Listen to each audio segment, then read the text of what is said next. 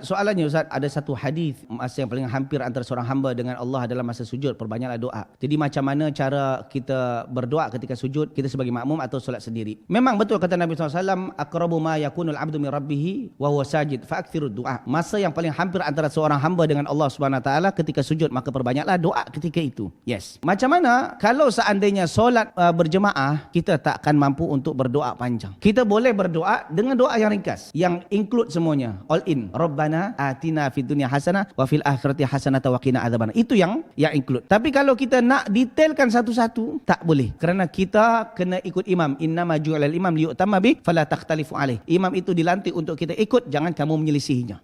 Gitu. Kalau imam dah Allahu Akbar, dah duduk, yang kita masih sujud je, salah ni. Kita kena ikut. Tapi kalau solat sunat, up to you. Doa sepanjang-panjang tak ada masalah. Tapi doa kena guna bahasa Arab. Kalau tak hafal, terpaksa dalam hati. Sebab dalam solat mula daripada takbiratul ihram sampai salam kena bahasa Arab. Tak boleh guna bahasa selain bahasa Arab. Dan kemudian juga ketika doa dalam sujud, jangan pula sampai terlupa rakaat solat. Ini banyak ni ketika sujud. Ini dah sujud ke satu, yang kedua. Sebab terlampau lama sangat sujud. Itu pun perlu diingat. Okey. Jadi dalam solat dari takbiratul ihram sampai salam kena bahasa Arab. Tak boleh guna bahasa Inggeris, bahasa Tamil, bahasa Ocu, tak boleh. Okey. Allah Taala alam bisawab.